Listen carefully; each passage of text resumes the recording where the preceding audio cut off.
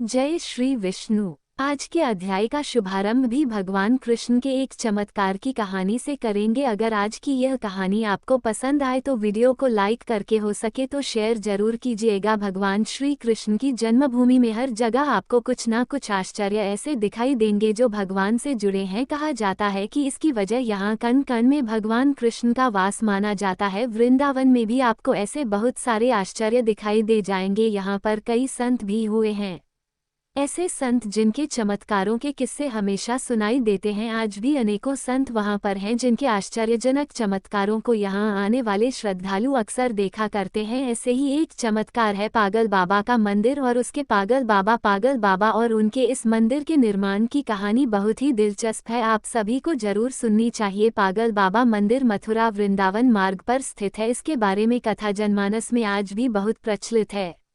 इसके अनुसार एक गरीब कृष्ण भक्त ब्राह्मण दिन भर ठाकुर जी का नाम जपा करता था। उसके पास जो कुछ भी था या यूं कहे कि जितना कुछ भी रूखा सूखा उसे मानकर खाने को मिलता वह उसे भगवान की मर्जी समझकर खुशी खुशी खा लेता और अपना जीवन बिता रहा था। एक बार उसे कुछ पैसों की आवश्यकता पड़ी तो किसी साहूकार से वह पैसे लेने के लिए गया। साहूकार ने उसे पैसे देते हुए कहा कि उसे यह पैसे जल्दी वापस करने होंगे। उसकी बात मानकर वह पैसे लेकर घर आ गया। अब वह ब्राह्मण हर महीने नियम से किस्त का हिसाब करके साहूकार के पैसे लौटाने जाता था। आखिरी किस्त के थोड़े दिन पहले ही साहूकार ने वसूली का एक पत्र उसके घर भिजवा दिया। ये देखकर ब्राह्मण बहुत परेशान हुआ और साहूकार से विनय करने लगा, लेकिन साहूकार नहीं माना। मामला अदालत में पहुंच गया। जज साहब अदालत में बैठे हुए थे।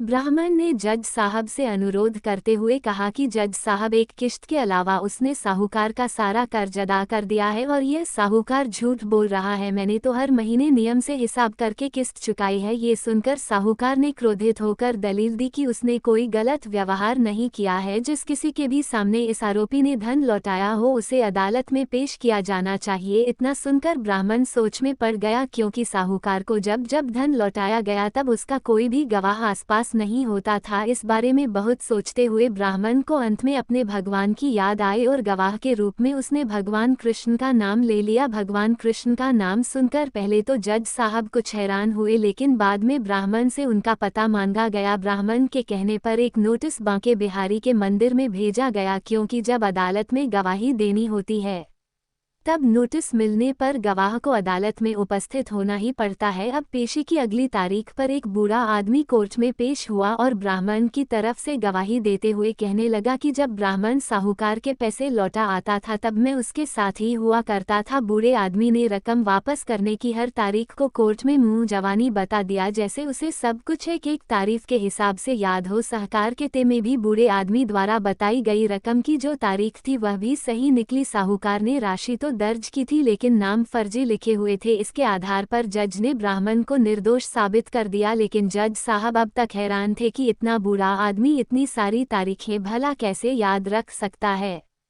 जज साहब ने उसके बारे में जब ब्राह्मण से पूछा कि यह बूढ़ा आदमी कौन है तो ब्राह्मण ने उत्तर दिया कि यह सब जगह रहता है, लोग उन्हें श्याम, कान्हा, कृष्ण आदि नामों से जानते हैं। इसके बाद जज साहब ने फिर से ब्राह्मण से पूछा कि बताओ वह बूढ़ा आदमी कौन था। फिर ब्राह्मण ने कहा सच में उसे नहीं पता कि वह कौन थे। जज साहब को इस बात से बड़ी हैरानी हुई। उनके मन में सवाल पर सवाल आ रहे थे कि आखिरकार वह आदमी कौन था। इसी पहेली को सुलझाने के लिए जज साहब स्वयं अगले दिन बांकी बिहारी के मंदिर में पहुंच गए, क्योंकि ब्राह्मण ने जब गवाही का वह पता दिया था तो उसमें यही पता उपस्थित था। जज साहब जानना चाहते थे कि आखिर बीते दिन जो आदमी अदालत में गया था वह कौन था। मंदिर के पुजारी से जब जज साहब ने पूछा और सारे घटनाक्रम की जानकारी दी और बात की तो पुजारी जी ने बताया कि जो भी चिट्ठी पत्री यहाँ आती है उसे भगवान के चरणों में रख दिया जाता है। जज साहब ने उस बूढ़े आदमी के बारे में भी पूछा, लेकिन पुजारी जी ने कहा ऐसा तो कोई भी आदमी यहाँ नहीं रहता। ये सब बातें सुनने के बाद जज साहब को लगा कि हो ना हो वे साक्षात श्री कृष्ण ही रहे होंगे। इस घटना का जज पर इतना असर पड़ा कि अपने आप को धन्य मानते हुए उन्होंने अपने पद से ही इस्तीफा दे दिया और घर परिवार भी छोड़ दिया और स्वयं एक संत बन गए। भगवान कृष्ण की भक्ति में रम गए। स्थानीय लोगों का मानना है कि बहुत साल बाद वह जज पागल बाबा के नाम से वृंदावन में वापस वापस लौटे और उन्होंने पागल बाबा मंदिर का निर्माण कराया। तब से यह मंदिर पागल बाबा मंदिर के नाम से प्रसिद्ध है। इस मंदिर के निर्माण के बारे में एक और प्रचलित मान्यता है कि जब जज साहब को पता लगा कि उनके सामने साक्षात श्री कृष्ण ही अदालत में पेश हुए हैं, तब से वह श्री कृष्ण को ढूंढने के लिए इतने अधीर, इतने बेचैन हो गए थे कि अपनी सुध बुध बैठे थे। इस घटना ने उन्हें इतना बेचैन कर दिया था, इतना व्याकुल कर दिया था कि वह पागल से हो गए थे। इसके बाद वह जिस किसी भंडारे में जाते वहां से पतलों की जूठन उठाते और उसमें से आधा जूठन ठाकुर जी को अर्पित करते और आधा खुद खा जाते थे। उन्हें ऐसा करते देख लोग उनके विरुद्ध हो गए। लोगों ने उन्हें मारना पीटना भी शुरू कर दिया, लेकिन वह अपनी सुध बुध खोकर हर दिन भंडारों का जूठन खुद खाते और भगवान को भी खिलाते रहते थे।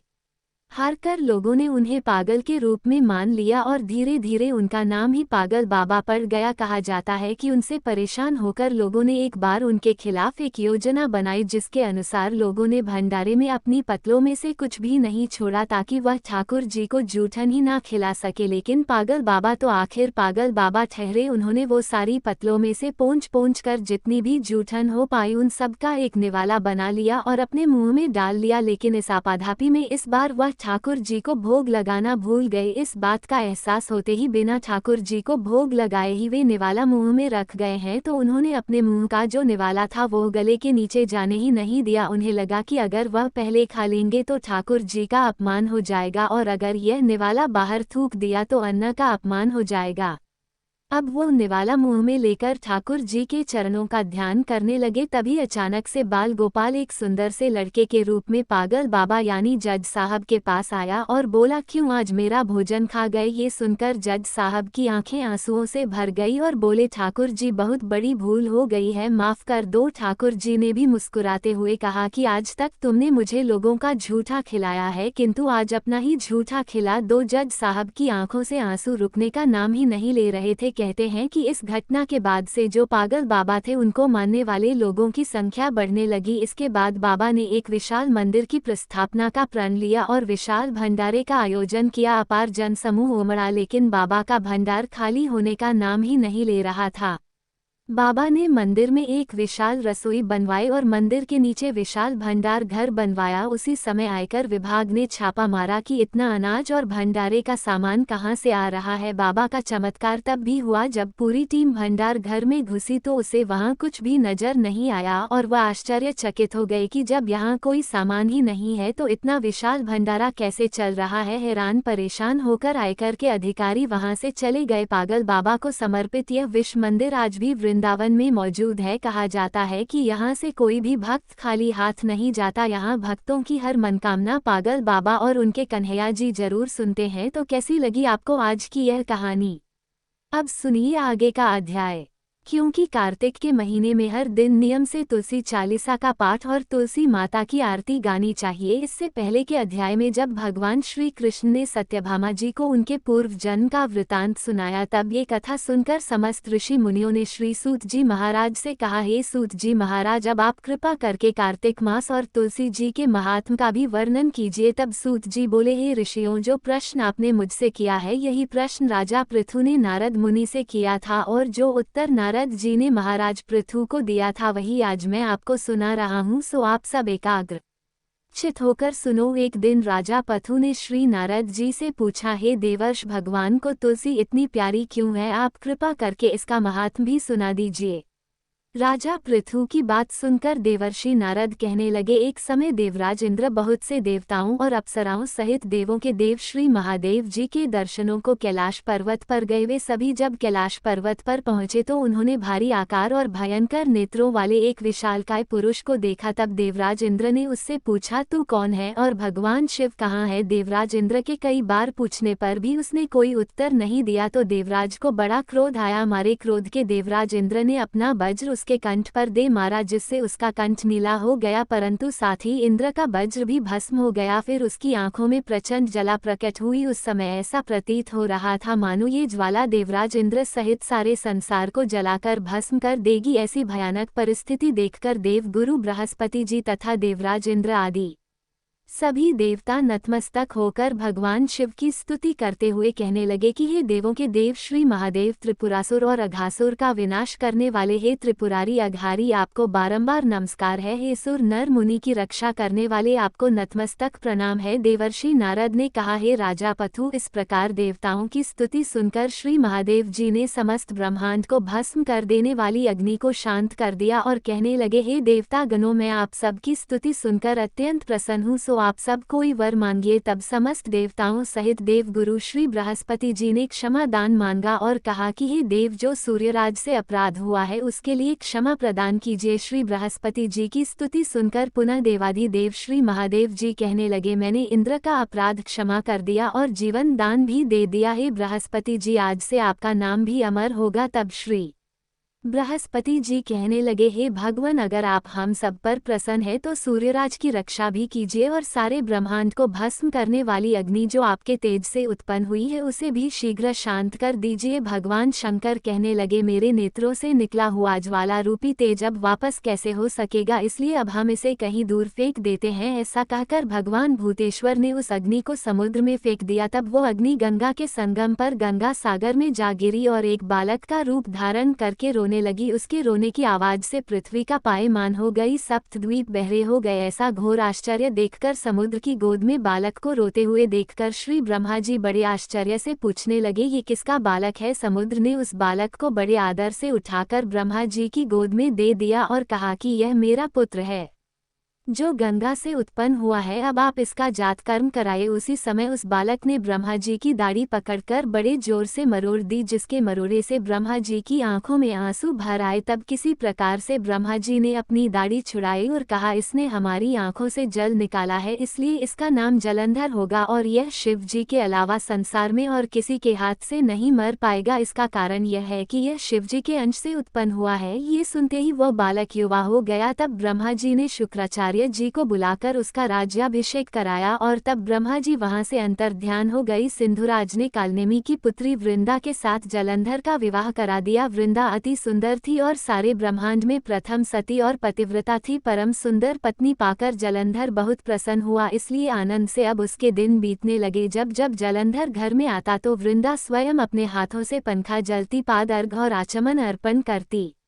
इस प्रकार वह अपने पति को नारायण समझकर उसकी सेवा किया करती थी। देवर्षि नारद बोले, हे राजन, अब मैं पतिव्रता स्त्रियों के कुछ लक्षण सुनाता हूँ। पतिव्रता स्त्री अपने पति के दुख में दुखी और पति के सुख में सुखी रहती है। पति के परदेश जाने पर विरह वेदना का अति दुख सहन करती है और पति के मर जाने पर पतिव्रता स्त्री पति के साथ सती हो जाती है। अपने पति के पाप पुण्य में आधे की भागीदार होती है, इसलिए स्त्री अर्धांगिनी कहलाती है। जो स्त्री अपने मृत पति के साथ शमशान भूमि तक जितने कदम उठाकर जाती है, उसका एक एक कदम पर एक एक यज्ञ का पुण्य फल प्राप्त होता है। ऐसी स्त्री अपने माता पिता और पति इन तीनों कुलों को पवित्र कर देती है। जिस प्रकार सपेरा सर्प को बिल से बाहर निकाल लेता है, ठीक उसी प्रकार पतिव्रता सती नारी अपने पति को नरक से निकाल लेती है। जलंधर की कथा पर वापस आते हुए देवर्षि नारद ने आगे कहा, हे राजा पृथु, देवताओं के भय से भयभीत होकर जो सब दैत्य पाताल लोक में भाग गए थे, वे जलंधर का अभय पाकर फिर से पृथ्वी पर आकर निर्भय घूमने लगे। उसी समय जलंधर ने राहु के कटे हुए सिर को देखा और उसने शुक्राचार्य जी से इसका रहस्य पूछा। तब उन्होंने समुद्र मंथन के समय देवताओं द्वारा अमृत को छले जाने का वृतांत उसे कह सुनाया।